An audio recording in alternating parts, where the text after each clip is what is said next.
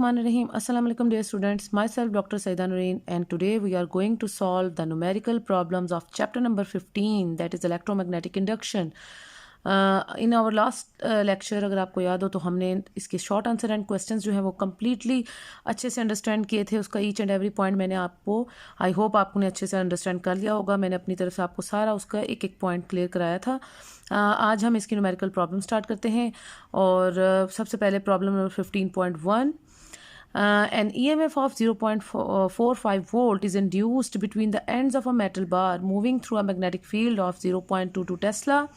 ये जो 0.22 टेस्ला है ये उसकी मैग्नेटिक फील्ड स्ट्रेंथ की वैल्यू है, ठीक है. और ये जो ईएमएफ जो आपको दी हुई है 0.45 वोल्ट, ये इसकी फर्स्ट ईएमएफ है, क्योंकि इसमें आप देखेंगे आगे जाके what field strength would be needed, यानी ये सेकंड फील्ड स्ट्रेंथ आपसे मांग रहे हैं. फर्स्ट फील्ड स्ट्रेंथ उन्होंने आपको दी हुई है और सेकंड फील्ड स्ट्रेंथ जो है वो आपने B2 जो है वो कैलकुलेट करनी है. सो B1 is given, B1 is 0.22 Tesla. आप सबसे पहले डाटा बनाते हैं. डाटा में आप लिखेंगे जो फर्स्ट इंड्यूस्ड ईएमएफ है E1 वो किसके इक्वल है, 0.45 वोल्ट. इसी तरह जो फर्स्ट मैग्नेटिक फील्ड स्ट्रेंथ उन्होंने आपको गिवन है वो है 0.22 टेस्ला, ये आपकी B1 है. व्हाट फील्ड स्ट्रेंथ यानी B2 आपने कैलकुलेट करनी है, would be needed to produce an EMF of, और कितनी ईएमएफ है E2, 1.5 volt between the ends of the bar, assuming that all other factors remains the same.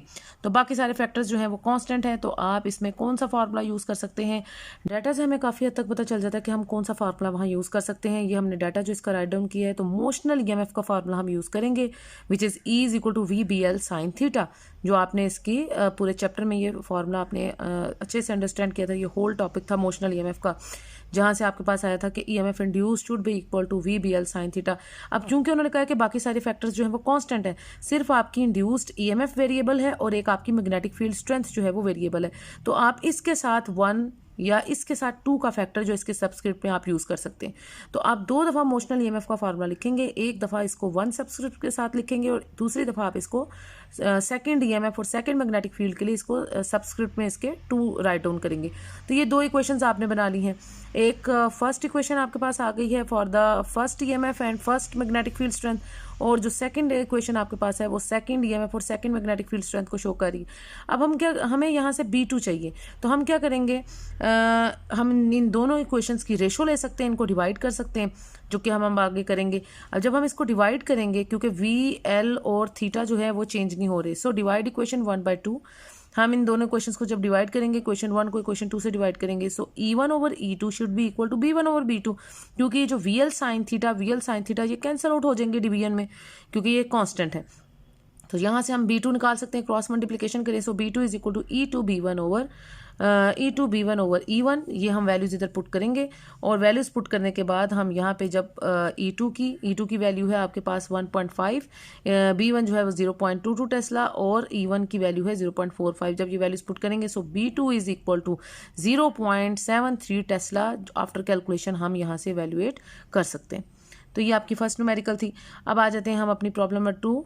बहुत ही simple numericals हैं, formula based numericals हैं. कोई ऐसी एक्स्ट्रा, अगर आपने इस चैप्टर को अच्छे से अंडरस्टैंड किया और इसके फार्मूलाज अगर आपके जहन में है, तो आप आराम से ये सारी न्यूमेरिकल्स जो है आसानी से सॉल्व कर सकते हैं. तो प्रॉब्लम नंबर 15.2 है कि the flux density B in a region between the pole faces of the horseshoe magnet. Horseshoe magnet किसको कहते हैं, वो जिसका जैसे वो जो यू शेप्ड मैग्नेट होता है ना आपका, जिसकी शक्ल जो है वो लाइक हॉर्स शू होता है, तो उस तरह का यू शेप मैग्नेट जो उसे आप हॉर्स शू मैग्नेट कहते हैं, उसकी मैग्नेटिक फ्लक्स डेंसिटी आपको दी हुई है, जिसको बी ही कहते हैं, क्योंकि ये जो वेबर पर मीटर स्क्वायर है ना, ये basically weber per meter square is equal to tesla. So ये बात बी की ही कर रहे हैं. जो मैग्नेटिक फ्लक्स डेंसिटी है या आपकी जो मैग्नेटिक फील्ड स्ट्रेंथ होती है, उसको आप वेबर पर मीटर स्क्वायर से भी शो कर सकते हैं और टेस्ला से भी रिप्रेजेंट कर सकते हैं. So this is 0.5 weber per meter square. This is B, आपकी मैग्नेटिक फ्लक्स डेंसिटी है, और डायरेक्टेड वर्टिकली डाउनवर्ड, ये उन्होंने उसकी डायरेक्शन भी बताई है. Find the EMF induced in the straight wire. Wire की लेंथ आपको कितनी दी हुई है, 5 सेंटीमीटर. आपने उसमें ईएमएफ इंड्यूस्ड जो है वो निकालनी है. और ये चूंकि आपको नजर आ रहा है कि centimetre is not the SI unit, तो फिर आप इसको SI यूनिट में कैसे कन्वर्ट करते हैं, सेंटी जो प्रीफिक्स है इंटू 10⁻², यानी 100 से डिवाइड करके इसको, तो आप 0.05 मीटर जो है ये इसकी SI यूनिट है लेंथ की, उसमें आपको इसको कन्वर्ट करेंगे. उसके बाद find the EMF induced in the straight wire 5 centimeter long perpendicular to the magnetic field when it is moved in the direction of an angle. Angle आपको दिया 60 डिग्री विद द हॉरिजॉन्टल. अब अगर 60 degree with the horizontal है और साथ ही उन्होंने कहा कि perpendicular to the magnetic field है, तो फिर ये दो एंगल्स हैं। एक तो मैग्नेटिक फील्ड के डायरेक्शन जो है वो परपेंडिकुलर टू मैग्नेटिक फील्ड है, यानी 90 डिग्री के एंगल पे है, ठीक है। और कि ये जो आपका जो आप वायर को, जो स्ट्रेट वायर है आपकी, वो 90 डिग्री के एंगल पे है मैग्नेटिक फील्ड से, ठीक है। यानी मैग्नेटिक फील्ड जो है आपकी और जो आपका ईएमएफ इंड्यूस है इन स्ट्रेट वायर, वो उससे 90 डिग्री के एंगल पे है, लेकिन जो उसका angle with respect to the horizontal है वो 60 डिग्री है। तो पहले तो आपने इसका सॉल्व करना है ना एंगल। तो एक एंगल है आपका 60 डिग्री विद द हॉरिजेंटल, जबकि मैग्नेटिक फील्ड के साथ जो स्ट्रेट वायर का एंगल है, जो ईएमएफ इंड्यूस हो रही है स्ट्रेट वायर में, वो 90 डिग्री के एंगल पे है मैग्नेटिक फील्ड के साथ। तो आप इनका नेट एंगल कैलकुलेट कर सकते हैं यहाँ पे। अब नेट एंगल कैसे कैलकुलेट करेंगे कि एक आपका एंगल है 90 डिग्री, ठीक है, जो ईएमएफ इंड्यूस्ड है इन स्ट्रेट वायर, उसका एंगल है with respect to the magnetic field. अब उस 90 में से ये जो एंगल है with respect to the horizontal, इसको अगर आप माइनस कर दें, यानी 90 माइनस 60 डिग्री करें, विच इज़ 30 डिग्री, तो ये आपके पास नेट एंगल आ जाएगा उसका, जो आप यूज़ करेंगे अपनी कैलकुलेशन में, ठीक है। तो आपने पहले वो वाला एंगल लेना है जो कि perpendicular to the magnetic field है स्ट्रेट वायर का, और उसके बाद आपने जो हॉरिजेंटल के साथ उसका एंगल है 60 डिग्री, उसको आपने माइनस कर देना 90 में से, तो आपके पास 30 डिग्री जो एंगल आएगा ये आप यूज़ करेंगे कैलकुलेशन में। So speed of the wire कितनी दी हुई है उन्होंने, in a direction at an angle of 60 degree with horizontal with a speed of 100 centimeter per second. इसको भी अब आप ऐसा यूनिट में कन्वर्ट करेंगे, सेंटी के प्रीफिक्स को ओपन करेंगे तो डिवाइडेड बाय 100 करके, this is 1 meter per second. अब आपने इसको इंड्यूस्ड ईएमएफ कैलकुलेट करनी है, तो अगेन मोशनल ईएमएफ का फार्मूला यूज करेंगे, E is equal to VBL sine theta. लेकिन थीटा अब आप कौन सा यूज करेंगे, ये जो मैंने आपको कहा था नेट एंगल है 30 डिग्री, अब आप इसको यूज करेंगे। बाकी सारी वैल्यूज आपके पास, V जो है वो 1 मीटर पर सेकंड है, मैग्नेटिक फील्ड या मैग्नेटिक फ्लक्स डेंसिटी जो है वो 0.5 है वेबर पर मीटर स्क्वायर, और लेंथ जो है वो 0.05 है। इन सारी वैल्यूज को आप इधर पुट करेंगे तो आपके पास ईएमएफ इंड्यूस जो है वो 1.25 इंटू 10⁻⁻2 वोल्ट जो है, ये इसका आंसर आ जाता है। बहुत ही सिंपल न्यूमेरिकल्स हैं, सिर्फ फार्मूला बेस्ड और अंडरस्टैंडिंग आपकी डेवलप होनी चाहिए इससे। आगे आ जाएगा problem number 15.3। A coil of the wire has 10 number of loops हैं ये, ठीक है, यानी 10 लूप्स हैं। नंबर ऑफ लूप्स कितने हैं, n is equal to 10। Each loop has area, हर लूप का एरिया A जो है वो 1.5 इंटू 10⁻³ मीटर स्क्वायर है। अब मैग्नेटिक फील्ड इज परपेंडिकुलर, जी अगेन वही सिचुएशन है कि मैग्नेटिक फील्ड जो है परपेंडिकुलर है टू द सरफेस 90 डिग्री के एंगल पे of each loop at all the times. If the magnetic field is changed, अगर मैग्नेटिक फील्ड की वैल्यू, यानी आप चेंज इन मैग्नेटिक फील्ड ला रहे हैं 0.05 से 0.06 tesla, so this is final magnetic field 0.06 tesla and 0.05 is the initial magnetic field. तो जब आपने किसी चीज का चेंज निकालना होता है तो आप कैसे निकालते हैं, delta B should be equal to final minus initial, यानी 0.06 माइनस 0.05 टेस्ला जब आप करेंगे तो चेंज इन मैग्नेटिक फील्ड आ जाएगा 0.01 टेस्ला। जो टाइम जिसमें ये चेंज लेके आ रहे हैं वो कितना है, 0.1 second, delta T, and find the average EMF induced in the coil during this time. तो आपने ईएमएफ इंड्यूस निकाली है। तो यहाँ पे आप अगर इस फार्मूला को देखें तो इंड्यूस्ड ईएमएफ का कौन सा फार्मूला आप इसमें यूज कर सकते हैं, यस फैराडेज लॉ, बहुत इंपॉर्टेंट लॉ जो आपने पढ़ा था। और according to Faraday's law EMF induce should be equal to the rate of change of magnetic flux with the product of number of turns. यानी अगर आपके पास नंबर ऑफ टर्न्स मौजूद है, अगर तो अगर नहीं है नंबर ऑफ टर्न्स तो आप n को 1 भी कर लेते हैं ना, लेकिन अगर वो मौजूद है तो आप इसकी वैल्यू लगाएंगे। नेगेटिव साइन को हमने इधर इग्नोर कर दिया है क्योंकि नेगेटिव साइन बताता था कि ईएमएफ जो है वो इंड्यूस होती है हमेशा in the opposite direction to the rate of change of magnetic flux, यानी जिस डायरेक्शन में आप मैग्नेटिक फ्लक्स को चेंज करते थे उससे ऑपोजिट डायरेक्शन में जो है ईएमएफ इंड्यूस होती थी। तो आप उसको, हम जहाँ पे चूंकि सिर्फ मैग्नीट्यूड कंसीडर करें इसलिए नेगेटिव साइन हम मैग्नीट्यूड में नहीं लेते, उसको नहीं राइट डाउन करते। तो यहाँ से डेल्टा फाई कैलकुलेट करें, जो रेट ऑफ अपने magnetic change in magnetic flux निकालना है वो किसके इक्वल होगा, change in magnetic field delta B multiply by area, so delta B into A और डिवाइडेड बाय डेल्टा T, और n is the number of turns. तो n की value आप डाल दें इसमें 10, और डेल्टा B जो है वो किस तरह आ जाएगा, ये 0.01 और multiply by what is area 1.5 into 10⁻³ ये आपको वैल्यू दी हुई है, एंड टाइम कितना दिया है 0.1 सेकेंड। ये सारी वैल्यूज अगर आप इधर पुट करें तो यहाँ पर आप इसको, जब आप इसको कैलकुलेट करेंगे तो इंड्यूस्ड ईएमएफ की वैल्यू आ जाएगी आफ्टर कैलकुलेशन 1.5 इंटू 10⁻³ वोल्ट। यहाँ पे ये सारी, जब आप इसको यूनिट्स भी अगर कैलकुलेट करेंगे, वैसे भी आपको पता होना चाहिए कि इंड्यूस्ड ईएमएफ और पोटेंशियल डिफरेंस की सेम यूनिट होती है विच इज़ वोल्ट, ठीक है। और अगर आप कैलकुलेट करके देखना चाहते हैं इस कैलकुलेशन में तो आप टेस्ला को, आपको पता है ना कि टेस्ला इक्वल होता है न्यूटन पर एम्पेयर पर मीटर, तो यहाँ भी आप उसको पुट करके वोल्ट उसकी यूनिट जो है वो इसके साथ वैल्यूएट कर सकते हैं, ठीक है। तो ये दोनों तरीके से आपको ये पता चल जाता है। तो ये हमने इसको कर ली, न्यूमेरिकल प्रॉब्लम नंबर 3 थी ये। अब आ जाते हैं अपनी प्रॉब्लम नंबर 4 पे। A circular coil has 15 turns of radius 2 centimeter, each the plane of the coil lies at 40 degree, ठीक है, यानी 15 नंबर ऑफ टर्न्स हैं और उसका एंगल उन्होंने दिया है 40 degree to a uniform magnetic field, और मैग्नेटिक फील्ड की वैल्यू क्या दी है 0.2 tesla if the field is increased. लेकिन अब आप फील्ड एक नहीं है ना, पहले इनिशियल मैग्नेटिक फील्ड थी आपकी 0.2 टेस्ला, उसके बाद आप कह रहे हैं कि फील्ड को अगर आप मैग्नेटिक फील्ड को इंक्रीज कर दे 0.5 tesla, so 0.5 tesla is the final magnetic field. So आपने इसमें चेंज इन मैग्नेटिक फील्ड लाना है। किस तरह लेके आते हैं change, final magnetic field minus initial magnetic field, so this is B2 minus B1 यानी 0.5 minus 0.2, so this is equal to 0.3 Tesla.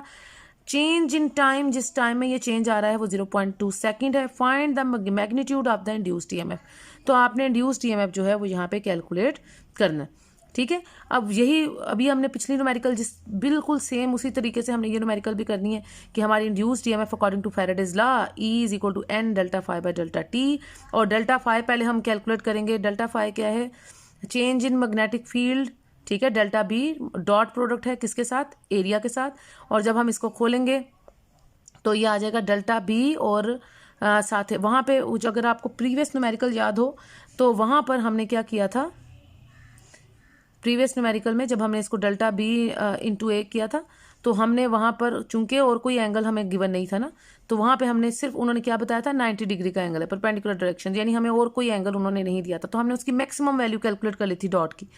और मैक्सिमम वैल्यू आपको पता है डॉट की क्या होती है, अगर आप डॉट प्रोडक्ट खोलते हैं तो कॉज की जो मैक्सिमम वैल्यू होती है वो 0 होती है, कॉज 0 1 के इक्वल होता है, तो वहाँ हमने दैट्स वाई कोई थीटा की वैल्यू पुट नहीं की थी। यहाँ पे क्या सिचुएशन है कि यहाँ पे उन्होंने आपको एंगल गिवन दिया हुआ है, ठीक है। जब एंगल उन्होंने आपको गिवन दिया होगा इस न्यूमेरिकल प्रॉब्लम 4 में, जो कि आपको नजर आ रहा है आपके डाटा में थीटा कितना है 40 डिग्री है ना एंगल, तो फिर आप क्या करेंगे, फिर आपको वही एंगल डालना पड़ेगा जो आपको उन्होंने गिवन दिया होगा। तो फिर आप इस डॉट को खोलेंगे तो वही आ जाएगा डेल्टा B इंटू A और कॉस थीटा। अब थीटा की वैल्यू जो है वो आप खुद से मैक्सिमम नहीं ले सकते, कॉस 0 नहीं ले सकते, जो उन्होंने गिवन दिया है 40 वो हम इसमें पुट करेंगे, सो दिस इज कॉस 40। और एरिया की वैल्यू पहले तो उन्होंने आपको दी हुई थी प्रीवियस डाटा में, अब आपको नहीं दी, तो आप एरिया को pi r square, area of the wire जो है या कॉयल जो है वो किसके इक्वल होता है, पाई आर स्क्वायर का फार्मूला आप लगा के, r is the radius, radius ये उन्होंने आपको दी हुई है, कॉयल का रेडियस कितना है 2 सेंटीमीटर आपके डाटा में, और ये जो 2 सेंटीमीटर है ये आपको इधर उन्होंने दिया हुआ है, ये चूंकि ऐसा यूनिट नहीं है तो आप इसे 2 इंटू -2 मीटर इस तरह करके लिख सकते हैं और इसको यहाँ पे यूज़ कर सकते हैं, ठीक है। तो ये हमने इसका फार्मूला यहाँ यूज़ कर लिया, और जब ये सारी वैल्यूज़ हम इधर कैलकुलेट करेंगे, सो द इंड्यूस्ड EMF जो है वो 0.021 वोल्ट, ये इसका आंसर आ जाएगा। जो मेन डिफरेंस है वो इस वाली न्यूमेरिकल में और प्रीवियस प्रॉब्लम में मैंने आपको बता दिया कि प्रीवियस प्रॉब्लम में आप थीटा को मैक्सिमम ले रहे थे क्योंकि आपको उन्होंने थीटा कोई गिवन नहीं था दिया हुआ, तो फिर हम cos 0 1 करके वहाँ पे हम यूज़ कर लेते थे। यहाँ चूंकि उन्होंने थीटा आपको दिया हुआ 40, तो फिर हम वही थीटा यूज़ करेंगे जो गिवन होगा। दूसरा जो हमने किया था कि एरिया जो है वहाँ पर एरिया की डायरेक्ट वैल्यू उन्होंने दे दी थी, यहाँ पर एरिया चूंकि उन्होंने नहीं दिया लेकिन रेडियस ऑफ द कॉयल दिया हुआ था, तो फिर हम एरिया का फार्मूला पाई आर स्क्वायर जो है कॉयल के लिए या किसी वायर के लिए जो एरिया का फार्मूला है पाई आर स्क्वायर वो यूज़ करके हम उसका एरिया भी इसके अंदर ही कैलकुलेट कर सकते हैं, ठीक है। तो ये बाकी हमने जो जनरल फार्मूला हमने यूज़ किया वो दोनों में वो इंड्यूस्ड EMF के लिए वो Faraday law of electromagnetic induction से ही यूज़ किया, ठीक है। तो ये बात थी इसमें। अब आ जाते हैं हम अपनी न्यूमेरिकल प्रॉब्लम नंबर 15.5 पर। 15.5 जो है वो 2 coils are place side by side. अगर 2 कॉइल्स हैं तो म्यूचुअल इंडक्शन की बात जरूर होगी, ठीक है, क्योंकि सिंगल कॉइल से आपको पता है सेल्फ इंडक्शन होती है, 2 कॉइल्स हों तो फिर म्यूचुअल इंडक्शन होती है। तो एन EMF ऑफ 0.8 वोल्ट, ठीक है, 8 volt is observed in one coil when the current is changing at the rate of 200 ampere per second in the other coil. यानी आपको पता है rate of change of current क्या होती थी primary coil में, प्राइमरी कॉइल में rate of change of current होती थी delta IP over delta T, this is 200 ampere per second, और उसकी वजह से जो EMF इंड्यूस होती थी वो सेकेंडरी कॉइल में होती थी। जब हमने म्यूचुअल इंडक्शन का टॉपिक पढ़ा था तो ये बातें हमने पढ़ी थी। तो सेकेंडरी कॉइल में जो EMF इंड्यूस हो रही है ES that should be equal to 0.8 volt.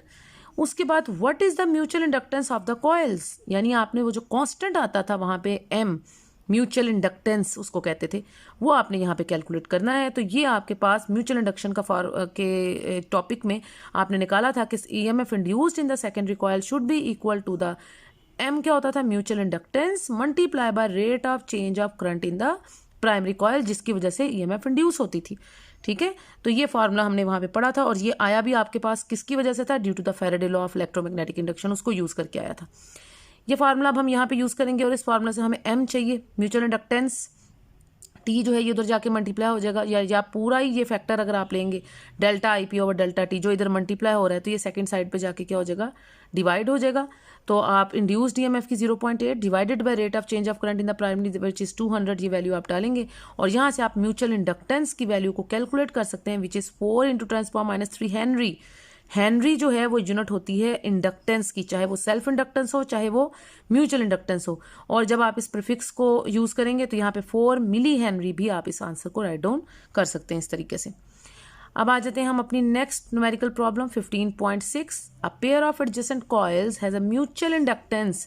कितनी म्यूचुअल इंडक्टेंस उन्होंने दी हुई है पेयर ऑफ कॉइल्स के अंदर, 0.75 हेनरी, यानी एम की वैल्यू उन्होंने अब आपको दे दी है 0.75 Henry. If the current in the primary changes from 0 to 10 ampere, अगर प्राइमरी में करंट चेंज हो रही है, यानी डेल्टा आई जो है वो फाइनल करंट कितनी है 10 एम्पेयर, माइनस इनिशियल करंट क्या है 0, सो this is 10 ampere. Delta I time कितने में चेंज हो रहा है, डेल्टा टी कितना है 0.025 सेकेंड। What is the average induced EMF, अब average induced EMF in the secondary coil जो है वो अब आपने कैलकुलेट करनी है ईएस। और what is the change in flux in it, और वो जो change in flux delta phi है वो भी अब आप कैलकुलेट करेंगे इसके अंदर सेकेंडरी में, जिसके number of turns in the secondary coil कितने दिए हुए 500 टर्न्स एनएस की वैल्यू, क्योंकि उन्होंने कहा what is the change in the flux in it if the secondary has 500 turns, यानी सेकेंडरी कॉइल में अगर नंबर ऑफ टर्न्स 500 है तो वो चेंज इन फ्लक्स सेकेंडरी में कितना होगा वो अब आपने देखना है डेल्टा फाई। तो ये सारा डाटा हमने राइट डाउन कर लिया। अब आप इसका सोल्यूशन जो है वो उसी तरह म्यूचुअल इंडक्शन का जो प्रीवियस न्यूमेरिकल में हमने यूज़ किया formula ES = M delta IP over delta T, ये यूज़ करेंगे। म्यूचुअल इंडक्टेंस की वैल्यू उन्होंने आपको दे दी है, change in current in the primary जो है वो ये है चेंज इन करंट 10, और डिवाइडेड बाय टाइम की वैल्यू का है 0.025, ये हम पुट करेंगे, और यहाँ से आपके पास EMF induced in the secondary coil जो है वो 300 वोल्ट्स आ गए। ठीक है, अब हमें यहाँ पे सिर्फ इंड्यूस्ड EMF की वैल्यू नहीं थी ना चाहिए, हमें साथ चेंज इन फ्लक्स की वैल्यू, मैग्नेटिक फ्लक्स की वैल्यू भी चाहिए थी डेल्टा फाई। तो उसके लिए आप क्या करेंगे, अपना फैराडे लॉ यूज़ करेंगे। फैराडे लॉ कहता है कि induced EMF is equal to number of turns multiply by rate of change of magnetic flux. और चूंकि सेकेंडरी कॉइल के लिए आपको सेकेंडरी कॉइल में चेंज इन फ्लक्स चाहिए ना, तो फिर आप इसे सेकेंडरी कॉइल के लिए इसके सबस्क्रिप्ट में एस लिख सकते हैं, राइट डाउन कर सकते हैं। तो यहाँ से डेल्टा फाई किसके इक्वल होगा, ये जो टाइम है ये इससे जाके मल्टीप्लाई हो जाएगा सेकंड साइड पे, और जो टर्म मल्टीप्लाई हो रही है नंबर ऑफ टर्न्स की वो सेकंड साइड पे इक्वल के जाके डिवाइड हो जाएगी। हम इसकी वैल्यूज पुट करेंगे, तो यहाँ से हमारे पास चेंज इन मैग्नेटिक फ्लक्स जो है वो 1.5 × 10⁻⁻² वेबर। वेबर जो है आपको पता है WB वो SI यूनिट है मैग्नेटिक फ्लक्स की, तो वो आप इसको इस तरह से आप इसका आंसर जो है यहाँ पे राइट डाउन कर सकते हैं। आई होप आपने ये सारी बातें अच्छे से अंडरस्टैंड कर ली हैं। आगे देखें जी 15.7। अ सोलेनॉइड हैज़ 250 टर्न्स, कितने टर्न्स है, नंबर ऑफ टर्न्स डाटा में लिखेंगे 250, एंड इट्स सेल्फ इंडक्टेंस की अप, यानी एक ही कॉइल है आपके पास, उसी में rate of change of current हो रही है, उसी में चेंज इन मैग्नेटिक फ्लक्स हो रही है, और उसी में EMF भी इंड्यूस हो रहे हैं। तो सेल्फ इंडक्टेंस कितनी है 2.4 मिली हेनरी। आप इसे किस तरह से लिख सकते हैं, ऐसा यूनिट में 2.4 × 10⁻³ Henry. What is the flux, यानी आपने उसका मैग्नेटिक फ्लक्स फाई जो है वो कैलकुलेट करना है through each turn when the current is 2 ampere, जब करंट कितनी है 2 एम्पेयर है, आई की वैल्यू 2 एम्पेयर है। What is the induced EMF, और साथ ही आपने उसकी इंड्यूस्ड EMF की वैल्यू कैलकुलेट करनी है व्हेन द करंट चेंजेस, यानी चेंज इन करंट किस तरह है delta I over delta T, change in current, क्योंकि एम्पेयर पर सेकंड है ना, तो एम्पेयर पर सेकंड आपको बता रहा है कि ये खाली करंट की वैल्यू नहीं है, ये delta I over delta T rate of change of current की वैल्यू है which is 20 ampere per second. ये अब आप सारी डाटा यूज करके सबसे पहले तो आप क्या निकालेंगे इसमें, आपको फ्लक्स चाहिए ना, तो मैग्नेटिक फ्लक्स निकालने के लिए दो चीज़ें चाहिए, एक तो आपको मैग्नेटिक फ्लक्स चाहिए और दूसरा इंड्यूस्ड EMF चाहिए। तो हम सबसे पहले इसमें से क्या इजीली कैलकुलेट कर सकते हैं, इजीली कैलकुलेट करने के लिए तो हमारे पास इंड्यूस्ड EMF हम इजीली कैलकुलेट कर सकते हैं, उसके लिए सारी चीज़ें पूरी हैं, क्योंकि सेल्फ इंडक्टेंस के फॉर्मूले में आपने जो इंड्यूस्ड EMF पढ़ा था वो किसके इक्वल होता था, E = L delta I by delta T। अब L भी है आपके पास और rate of change of current की वैल्यू भी है आपके पास, ठीक है। सो L की वैल्यू है 2.4 × 10⁻³ हेनरी, वो भी पुट कर देंगे, और आप देख सकते हैं अपने डाटा में कि L के साथ साथ आपके पास rate of change of current L भी, ये L की वैल्यू है और साथ rate of change of current 20, इसका डाटा पूरा है हमारे पास। तो हम इसलिए पहले हम इंड्यूस्ड EMF कैलकुलेट कर लेंगे, जिसका डाटा पूरा होगा कंप्लीट होगा हम पहले उसको कैलकुलेट करेंगे, ठीक है। सो E = L delta I by delta T, इसमें ये वैल्यूज डाल के इंड्यूस्ड EMF इज 48 इंटू 10⁻³ आएगा, जिसको आप मिली वोल्ट करके लिख सकते हैं। फिर आप फैराडे लॉ यूज़ करेंगे फ्लक्स के लिए, और फैराडे लॉ कहता है कि induced EMF is equal to n times of delta phi by delta T, rate of change of magnetic flux. ठीक है, अब यहाँ पर आप क्या कर सकते हैं, ये दो इंड्यूस्ड ईएमएफ के फार्मूला आ गए। एक तो ये सेल्फ इंडक्शन के में जो आपकी सेल्फ इंड्यूस्ड ईएमएफ है, ये आ गया फार्मूला नंबर 1, और फार्मूला नंबर ये जो क्वेश्चन नंबर 3 है आपकी, ये आपको फैराडे लॉ से मिलता है। आप इन दोनों इक्वेशंस को क्या कर सकते हैं, कंपेयर करा सकते हैं। एक इंड्यूस्ड ईएमएफ का ये फार्मूला है जो कि सेल्फ इंडक्शन से आया कि E is equal to L delta I by delta T, इसको आप कंपेयर कर सकते हैं अपने फैराडे लॉ से, which is n delta phi by delta T. जब आप दोनों को कंपेयर करेंगे तो आप मैग्नेटिक फ्लक्स को एक साइड पे रहने दें, डेल्टा टी तो कैंसिल हो जाएंगे ना, तो बाकी टर्म्स क्या रह गई, ये जो n इधर मल्टीप्लाई हो रहा है इसके साथ वो सेकंड साइड पे जाके डिवाइड हो जाएगा। और आप इसमें जब वैल्यूज डालेंगे, उन्होंने कहा है कि when the current is constant, अगर तो कांस्टेंट करंट पास करिए कॉइल से, तो फिर हम कांस्टेंट करंट के लिए ये चेंज इन करंट नहीं है, ये चेंज इन करंट बेसिकली आपकी क्या है, ना ही चेंज इन करंट होगा, और due to the change in current change in magnetic flux आता था ना। तो जब करंट ही कांस्टेंट है तो ना ही चेंज इन करंट होगा, ये डेल्टा यहाँ से भी खत्म हो जाएगा, और इसकी वजह से जो चेंज इन मैग्नेटिक फ्लक्स आता था उसके साथ भी डेल्टा जो है वो रिमूव हो जाएगा। तो यहाँ पे भी खाली आपके पास आई रह जाएगा, और यहाँ पे भी फ्लक्स के साथ भी खाली अब आपके पास डेल्टा खत्म हो जाएगा। डेल्टा किसको शो करता है, स्मॉल चेंज को। तो हम कह रहे हैं कि जब करंट कांस्टेंट है तो फिर तो चेंज की बात ही ना आई, तो फिर ना ही करंट में चेंज है, और करंट की वजह से जो चेंज आता था मैग्नेटिक फ्लक्स में वो भी नहीं होगा। तो जहाँ से भी डेल्टा रिमूव हो जाएगा, जहाँ से भी डेल्टा रिमूव हो जाएगा। So this is pi is equal to L over N into I, और ये आप वैल्यूज आप पुट करें। आई की वैल्यू उन्होंने आपको दी हुई थी डाटा में, विच इज़ 2। अगर आप देखें उधर चेंज इन करंट की अलग वैल्यू थी, और खाली जो आपकी करंट थी कांस्टेंट करंट, ये इसकी वैल्यू आपको उन्होंने क्या दी थी, 2 एम्पेयर। ये आप इधर पुट कर सकते हैं, और यहाँ से फ्लक्स की वैल्यू जो है वो कैलकुलेट कर सकते हैं। तो ये आप सारी वैल्यूज, L की वैल्यू सेल्फ इंडक्टेंस की वो भी गिवन थी, और नंबर ऑफ टर्न्स भी 250 उन्होंने आपको दिए हुए थे। ये सारी वैल्यूज आप जब पुट करेंगे तो magnetic flux should be equal to 1.92 into 10⁻⁵ weber, where weber is the SI unit और the system international unit of the magnetic flux. अब आ जाए अपनी problem number 15.8।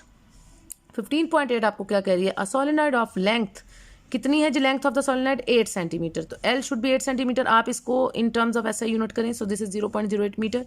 And cross sectional area, area कितना है आपका 0.5 सेंटीमीटर स्क्वायर, इसको भी आपने SI यूनिट में करना है। तो जब ये रूल आपको पता होना चाहिए कि ये जो स्क्वायर है ये सिर्फ यूनिट के ऊपर नहीं होता, जब इस तरह करके आप लिखते हैं तो वो फिर जो आपका जो भी पावर होती है वो सिर्फ यूनिट पे नहीं होती, वो आपकी प्रीफिक्स पे भी होती है। सो दिस इज 0.5 सेंटी, जो कि बराबर होता है इंटू 10⁻² के। जब आप उसको स्क्वायर करेंगे तो वो 10⁻⁴ हो जाएगा। So this square is not only on the unit but it is also on the prefix जो सेंटी है, तो उसकी वैल्यू में आप 10⁻⁴ मीटर स्क्वायर कर देंगे। उसके बाद नंबर ऑफ टर्न्स जो है वो 520 है, और number of turns per unit length आप इधर से निकाल सकते हैं। फाइंड द सेल्फ इंडक्टेंस, आपने L की वैल्यू इसमें निकालनी है of the solenoid when the core in the air, यानी एयर में कोर है। इफ द आपकी कोर इज एयर, यानी लो डेंसिटी कोर है ना आपका, तो उसके अंदर आप सेल्फ इंडक्टेंस जो है उसकी वैल्यू निकालना चाहते हैं। If the current in the solenoid increases through 1.5 ampere in 0.2 second. ये सारा डाटा हम कंप्लीट करेंगे। टाइम कितना है, करंट इंक्रीज करिए यानी change in current, change in current की क्या वैल्यू है 1.5 एम्पेयर। टाइम किस में वो चेंज करिए, delta T is equal to 0.2 second. Find the magnitude of induced EMF. तो अब आपने दो चीज़ें कैलकुलेट करनी है, एक तो आपने सेल्फ इंडक्टेंस भी कैलकुलेट करनी है और उसके साथ साथ इंड्यूस्ड ईएमएफ ई की वैल्यू भी कैलकुलेट करनी है।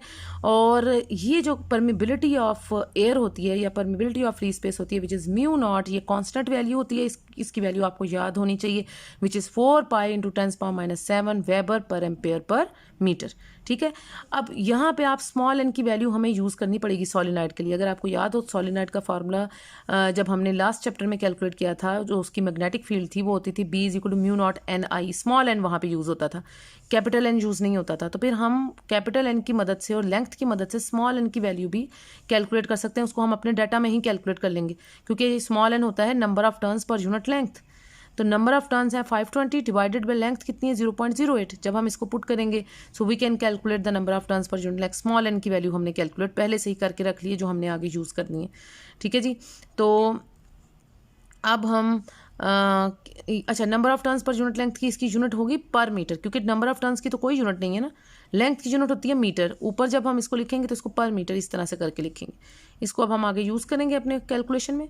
तो सबसे पहले सेल्फ इंडक्टेंस कैलकुलेट करेंगे ऑफ एयर कोर्ड सोलिनॉइड, और वो जो सेल्फ इंडक्शन के टॉपिक में आपने सेल्फ इंडक्टेंस की का जो क्या फार्मूला कैलकुलेट किया था, which is L is equal to mu naught n square LA, ये वो फार्मूला था जिससे आप उसकी सेल्फ इंडक्टेंस कैलकुलेट कर सकते थे।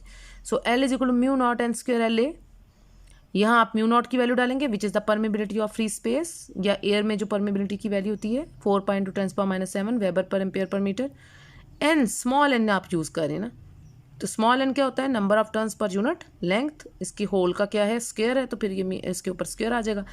एल जो लेंथ है आपकी वो गिवन है आपको वो 0.08, और एरिया वो भी आपको डाटा में आपने राइट डाउन किया हुआ है 0.5 × 10⁻⁻4 मीटर स्क्वायर। ये सारी वैल्यूज आप इधर पुट करेंगे और इसको कैलकुलेट करेंगे। पाए जो है वो आपका यूजुअल पाए होता है 3.14 या 22/7, वो वैल्यू आप इधर यूज़ करके इसको कैलकुलेट करेंगे। This will give you 2.12 × 10⁻⁻4 Henry. ये सेल्फ इंडक्टेंस आपके पास आ गया। जब सेल्फ इंडक्टेंस आ गया तो सेल्फ इंड्यूस्ड ईएमएफ कैलकुलेट करना बिल्कुल भी मुश्किल नहीं है। उसका फार्मूला आपको याद होना चाहिए, E is equal to L delta I by delta T। ये जो L आपने अभी निकाली है ये आप इधर पुट करेंगे, और rate of change of current, change in current कितनी गिवन है आपको डाटा में, और टाइम कितना गिवन है, ये गिवन है ना दोनों चीज़ें। ये rate change in current 1.5, time कितना है 0.2, ये वैल्यूज़ भी आप उधर पुट करेंगे और अपने डाटा से, और उसके बाद जब आप इसको कैलकुलेट करेंगे, so the self induced EMF should be 1.6 × 10⁻³ volt. ये आपके पास इसकी वैल्यू आ गई। ठीक है जी। अब हमारे पास आज की जो लास्ट न्यूमेरिकल हम करेंगे, क्योंकि टोटल 18 न्यूमेरिकल्स हैं ये, तो हम इसको 2 सेट्स में करेंगे। 9 न्यूमेरिकल्स आज हम इसको करें, और इंशाल्लाह अपने नेक्स्ट लेक्चर में हम जो इसकी नेक्स्ट 9 न्यूमेरिकल्स हैं वो भी हम कम्प्लीटली अच्छे से अंडरस्टैंड करेंगे, ताकि आपको कोई भी प्रॉब्लम जो है वो ना रहे इसको अंडरस्टैंड करने में। सो 15.9 क्या है कि when the current through a coil changes from 100 milli ampere to 200 milli ampere, current जो है चेंज इन करंट आ रहा है 100 से 200, यानी 100 मिली एम्पेयर उसकी इनिशियल करंट है, 200 मिली एम्पेयर उसकी फाइनल करंट है। तो चेंज इन करंट कैसे आएगी, final minus initial current which is 100 milli ampere. ठीक है, 200 माइनस 100 करेंगे तो 100 मिली एम्पेयर। आप इसे लिख सकते हैं 100 × 10⁻³ ampere. An induced EMF of 40 milli volt is produced. Induced EMF कितनी है 40 मिली वोल्ट, इसको भी आप ऐसे यूनिट में लिखेंगे 14 × 10⁻³ वोल्ट। ठीक है, what is the self inductance, L की वैल्यू निकालनी है आपने। सेल्फ इंडक्टेंस L को कहते हैं। Find the increase in energy stored in the coil, और साथ ही आपने इंक्रीज इन एनर्जी स्टोर्ड यानी डेल्टा UM हम कहते होते थे ना energy stored in the magnetic field, लेकिन आपने डेल्टा UM निकालनी है। डेल्टा UM का मतलब इंक्रीज इन एनर्जी, इंक्रीज हो या डिक्रीज होता वो चेंज ही है ना। मैंने आपको कहा था कि चेंज जो है वो इंक्रीज में भी हो सकता है और डिक्रीज में भी हो सकता है। अगर इंक्रीज की बात करें तो भी आपने डेल्टा UM निकालना है, अगर डिक्रीज की बात करेंगे तो भी आप डेल्टा UM ही निकालेंगे। Change in energy stored in the magnetic field, delta UM आपने कैलकुलेट करना है। अब आपने इस डाटा में इनिशियल करंट को भी अलग से लिख लिया है, फाइनल करंट को भी अलग से ऐसा यूनिट में कन्वर्ट करके लिखना है, क्योंकि इसकी बड़ी इंपॉर्टेंस है। जब हमने डेल्टा UM कैलकुलेट करना है ना, तो हमने ये अलग अलग वैल्यूज़ इनिशियल करंट की जो कि आपकी थी 100 मिली एम्पेयर, उसको आपने एम्पेयर में करके लिखा 0.1 एम्पेयर। उसके बाद जो फाइनल करंट थी I2 200 मिली एम्पेयर, उसको भी आपने मिली की वैल्यू × 10⁻³ करके ये आ गया 0.2 एम्पेयर। तो दोनों करंट्स, इनिशियल करंट और फाइनल करंट, इस तरह अलग से अलग करके भी लिखनी है। डेल्टा की भी कैलकुलेट करके लिखना है, और इनिशियल और फाइनल करंट्स को अलग भी हमने यूज़ करना है। उसी से हम ये change in energy stored with in the magnetic field निकाल सकते हैं। ठीक है, तो ये बड़ा इंपॉर्टेंट है। उसके बाद चलें जी, सबसे पहले सेल्फ इंड्यूस्ड EMF की बात हम करें, क्योंकि हमें सेल्फ इंडक्शन की बात की है तो सेल्फ इंडक्टेंस निकालनी है ना। तो पहले आप फार्मूला लगाएं E is equal to L delta I by delta T। अभी हमने ऊपर यूज़ किया है दोनों न्यूमेरिकल्स में, तो L should be equal to E over delta I by delta T। ये आपका, आप इसको इस तरह का, ये जो टर्म इधर मल्टीप्लाई और ये सेकंड साइड पे जाकर डिवाइड हो जाएगी। सो इंड्यूस्ड EMF की वैल्यू है 14 × 10⁻³ divided by rate of change of current. ये देखें चेंज इन करंट क्या है 100 × 10⁻³ एम्पेयर, और डिवाइडेड बाय डेल्टा T क्या है 0.005। ये वैल्यू आप इधर पुट करेंगे और इसको कैलकुलेट करेंगे तो ये आ जाएगी 2 × 10⁻³ henry which is 2 milli henry. अब जो सेकंड थिंग, जो इंपॉर्टेंट थिंग जो इसमें आपने कैलकुलेट करनी है वो है find the increase in energy store, delta UM कैसे निकालना है। अब डेल्टा UM निकालने के लिए पहले आप उसकी इनिशियल एनर्जी निकालें, फिर आप उसकी फाइनल एनर्जी निकालें, यानी initial energy UMI is the initial and UMF is the final energy stored in the coil. तो चेंज इन एनर्जी, जो एनर्जी स्टोर्ड कैसे आएगी, डेल्टा UM, वो किस तरह होगी, final energy UMF minus initial energy UMI, ठीक है। तो ये इस तरह से आप चेंज इन एनर्जी, और चेंज इन एनर्जी किस टर्म्स में, अगर आपने ये याद हो कि energy stored with in the magnetic field हमने निकाला था हाफ ऑफ LI², दो फार्मूलाज उसके निकाले थे, एक इन टर्म्स ऑफ L था और एक इन जो फाइनल फार्मूला निकाला था एनर्जी स्टोर्ड का वो इन टर्म्स ऑफ B था, मैग्नेटिक फील्ड। यहाँ पे हमें मैग्नेटिक फील्ड की चूंकि वैल्यू नहीं गिवन, L तो हम कैलकुलेट किया ना हमने, तो हम वही वाला फार्मूला यूज़ करेंगे जो इन टर्म्स ऑफ L है।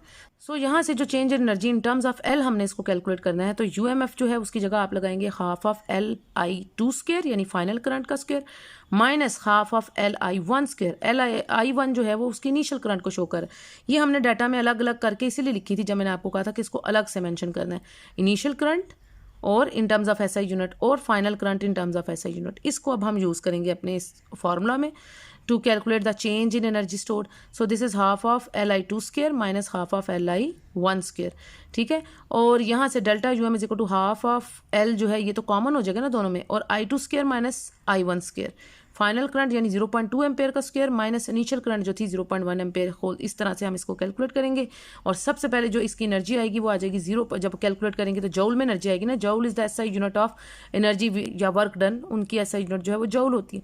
So this is delta UM is equal to 0.03 into 10⁻³ joule. आप इस 10⁻³ को मिली फॉर्म में भी लिख सकते हैं, सो दिस इज 0.03 मिली जौल। तो ये आज तक आई होप कि ये सारे पॉइंट्स आपने अच्छे से अंडरस्टैंड कर लिए होंगे। हमने 15.9 था आपकी जो न्यूमेरिकल है वहाँ तक हमने इसको आज सारा सॉल्व कर लिया है। इंशाल्लाह अपने नेक्स्ट लेक्चर में हम जो अगली इसकी 9 न्यूमेरिकल्स हैं इस चैप्टर की इलेक्ट्रोमैग्नेटिक इंडक्शन की, वो भी अच्छे से अंडरस्टैंड करेंगे ताकि आपको कोई मसला कोई परेशानी इसमें ना रहे। फिर भी अगर आपको कोई मसला हो, अगर आपको कोई चीज़ समझ में ना आ रही हो, you can comment me in the comment section. अगर आपको लेक्चर पसंद आया हो तो आप इसको लाइक बटन भी ज़रूर प्रेस करें। अंटिल द नेक्स्ट लेक्चर अपना बहुत सा ख्याल रखें, दुआ में याद रखें। That's all for today, student. If you have not yet subscribed my channel, then subscribe my channel now. You can also like and share my channel and press the bell icon for future notifications. If you have any problem, you can comment me also. Until the next lecture, take care. Allah Hafiz.